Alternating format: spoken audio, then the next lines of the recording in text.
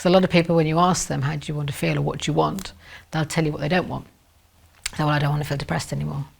Or I don't want to do this anymore. I don't want to do that anymore. I don't want him to say this anymore. I don't want her to say this anymore. They're all kind of negative responses. Yeah, absolutely. Yeah. So I'd encourage people to say, okay, now you know what you don't want, let's connote it in such a way that you're saying what you do want, because the mind doesn't understand don'ts.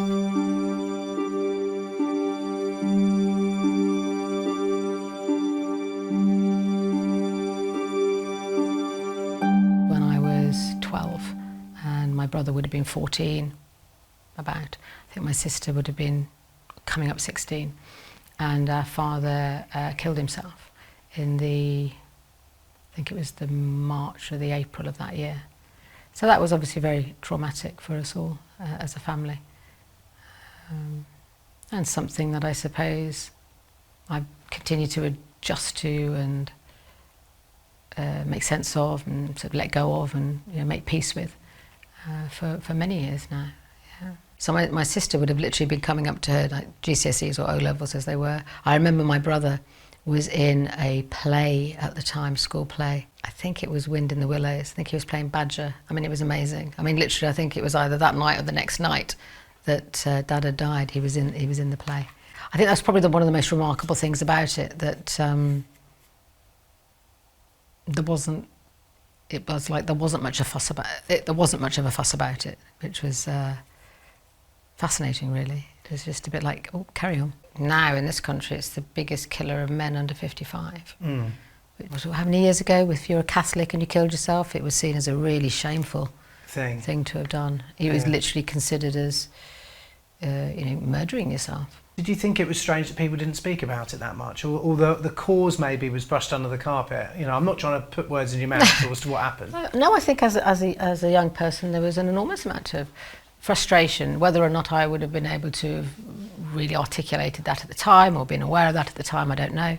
But looking back and thinking about my younger self, I think there was almost like an outrage to it as well. That why isn't it being talked about? Why is it being brushed under the carpet? Having said that, his funeral, my father's funeral, was phenomenal. Like, there was so many people there. I can just remember church being absolutely packed and lots of people outside the church, and just as we were walking, just streams of people just either side of us. It was he was obviously a very well liked and lovable rogue. It's a typical thing that people have these boundaries, don't they, where I can't tell anyone because it's a weakness, or they see it as that. And I kind of feel like that's probably a lazy, easy question, but yeah, was that one of the reasons you went into doing this for a job? I'm sure it was when I look back. I think it was, there was an element of inevitability to it, but I don't know that I made that as a conscious, deliberate decision. I always had a sense that I wanted to work with people or animals. Had that sense. We're doing both today, aren't we? Yeah, absolutely. Yeah, it was an old-fashioned, what used to be called a psychiatric bin. The old-fashioned mental institutions that were built in sort of the Victorian times. It must have been quite daunting going into doing that. Like going into the big, in my mind's eye, I've got this big, oppressive Victorian building. It was massive, and it was Nicola turning up for the first day, not knowing where to go. 19, yeah. I think I was excited as well, strangely. But big old hospital, and the hospitals then, when they were built, they had the layout would mirror each other. There was like a west wing and an east wing, or a north wing and a south wing, or whatever, and it would be a male area and female area, so people would be separated. Did you work with just females or no. Female and male? Well, when I was there, it was men and women. There were still some male and female wards, but a lot of the people that had been there, they'd been there for a very long time, because if you go back to the initial Mental Health Act, which is in about 1952, I think, it was really more about social control, social order. So a lot of people that were in hospital then would have been people who had illegitimate pregnancies, things like that, or families wanted to get rid of them. Was there a moment of realisation, like maybe helping a particular person? You don't have to name any names or anything like that, or a certain challenge that you overcome that made you think, wow, this is what I'm going to do. I really love doing this. Remember what we said? If you enjoy your job, you don't work a day. Yeah. I don't know. I think using that word enjoy, being in joy in relation to what I do, I'm far more able to appreciate and experience and have gratitude for that now. I think in the early stages it did feel a bit like felt like hard work. Took on too much in terms of other people's distress and upset. So I've had to learn over the years not to do that. There's a book called Regeneration, and it's a fictionalisation of Craig Lockhart Mental Hospital during World War I. Oh, right. It studies the doctors that had to treat these guys who had shell shock, and these doctors ended up being shell shocked themselves because it's got vicarious trauma. Yeah, and it's a constant bombardment of negative emotions from people who are ill.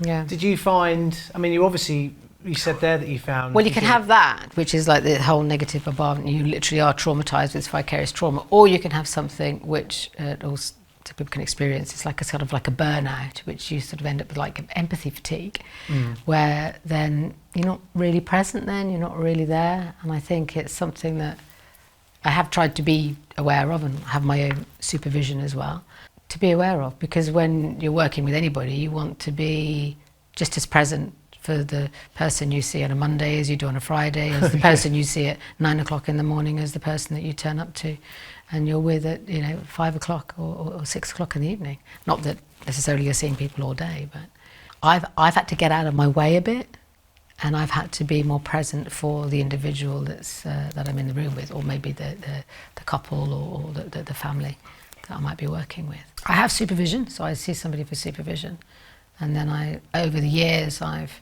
seen different supervisors and worked with different people. So yeah, I do talk to people, but I like to see a range of different people and ask people different things. But I suppose the main work on myself, if you want to call it that, is around discipline, around turning up. And I guess the biggest addiction of all is how we identify with ourselves, how we kind of see ourselves or how we describe ourselves. Our personality, which is really made up of a series, patterns of thoughts, feelings and behaviours. If you are fused to a particular thought or to a particular idea, then it stands to reason that you're going to have all the corresponding feelings and behaviours that go with that. Where your attention goes, energy flows. So basically, we get what we pay attention to. Yeah. We reify what we give our time and attention to. So things like, the currency of spending time and the currency of paying attention are absolutely just fundamentally important, certainly to the work that I do with people. And interestingly, very important to the work of advertisers and people that want your time and your attention. Yeah. The currency of time and attention is a really important aspect. Would you be happy telling us a bit about your early life? In some ways, absolutely fabulous. I had some wonderful experiences and lots of love, and in other ways, the opposite. So there's a real contrast, I think, to my experiences. I think there have been some really quite unpleasant experiences as well. When someone's sat in front of you and they're distressed or they need help or whatever it may be, do you sit there and think up questions to ask them? Or, like you said, what was it you said earlier on? You had to be a mirror for them. We don't have to be, but one would hope to be a sort of a conduit, a sort of a vessel that actually helps them to be the space for what they're experiencing, so that they can have more appreciation that the mind that they're suffering, the feelings, the thoughts, the experiences, the memories, the intrusions, isn't actually who they are, but it's what they're experiencing, it's what they're feeling in that moment. And that actually, in this moment, there is nothing going on. And therefore, the only thing that any of us ever really do suffer is our mind. You know, and people talk about experiencing the past or experiencing the future. And it isn't actually possible to experience the past or experience the future, because it isn't. There is only now. You know, the future only turns up as now. Of what that past Exactly, there's a perception of it. Which is from your mind. Exactly. So you can't actually experience the past, you can't actually experience the future, but you can think about it. So you can have your attention focused on particular sensations or images or patterns. Yeah. So people who are very traumatized. I did this wrong, or that, well, that's the story. That's the story. Yeah, they're in a particular story, a particular narrative. And if that story and that narrative is a very frightening one or a very distressing one, and they haven't had a chance to process it, they haven't had a chance to update it, they haven't had a chance to realise that actually that's a story, that's not the truth, then there's a lot of fear associated with that, and a lot of response to fear is to understandably not feel it. So people get into all sorts of patterns of trying to avoid and distract, and those, let's say, those strategies can work well for people, for some people all their life, being avoidance, being denial, being complete distraction. But for other people that doesn't happen. That's painful, isn't it? Yeah, and some, maybe they get certain triggers that actually then gives them access to some of those feelings and experiences. And once those feelings and experiences start to be expressed, you can't really go back to the old strategies. You know, it's a bit like the classic idea of, you know, somebody breaking down. I mean, a lot of people say, oh, they don't like that term, it's very old-fashioned. I actually think it's really descriptive. You know, you can't break through if you don't break down. You can't have real change, I mean true change, unless you break down. You've got to break down to break through, you know, because we're constantly being drawn back to the addictive patterns and the seeking the instant gratification and the instant reassurance and the instant pleasure. And that's where it comes back to the idea of paying attention and spending time. You know, so much of our time and attention has been hijacked by so many things that are not in line with our well-being. But when you think about well-being, and I'm working with people around their well-being, it does take effort to turn up to well-being. So people might interpret looking after yourself as, you know, lying on the sofa all day, watching a box set, eating anything you want to eat, and that's not looking after yourself. You know, looking after yourself is actually turning up to yourself, you know, being bothered. I talk about this with a lot of people I work, you know, we call it the CBA monster, the can't be asked, and the PDA, the pathological demand avoidance, the idea that if something's not your idea, it must be a bad idea. It's learning how to turn up to that. It's learning how to really tune in to, is this in line with my well-being? Is this actually in line with my well-being? And often the initial answer, you know, can be no, but we can still go and do it, but at least we're not kidding ourselves. Or, you know, it's a bit like, you know, is this in line with my well-being to have an extra glass of wine? Probably not. However, I'm going to have But it. sometimes it is. Well, yes. Sometimes you have that great But last... turn up to it with fun. Turn up to it with fun. Have a Yeah. laugh. You know, enjoy it. You know. That last glass of wine can have some. You can have some great conversations during that last glass of wine. Also, some bad ones. Yeah, and some really bad ones. Yeah, I mean, I think physical activity, physical exercise, having a pet as well. Yeah, turning up. Especially a border collie, because turning up to. She's taught me so much. I mean, when we got the you're dog, never going to be as stressed as that dog. Oh, bless her. I know, bless her. Don't worry. I've got a collie, and when he's here, he's exactly the same. He just gets grumpy. He's like, well, why are you not doing anything with me? One thing I love about animals is that they don't have any of the burdens, and you can see it in their eyes. You can see that they don't go on the internet, they don't look at social media, they don't read the news. When I let Jack out in the morning, he goes out, he sniffs the air, and he does a stretch, and then he rolls onto his back, and he just rolls around his back, and he's just so pure and happy. Yeah. And I think... And you don't do that, James? I've got grass all over my back at the moment. But why? But that's the whole point, isn't it? Why not? I love it. You know, well, not that I roll in the grass necessarily, but why not?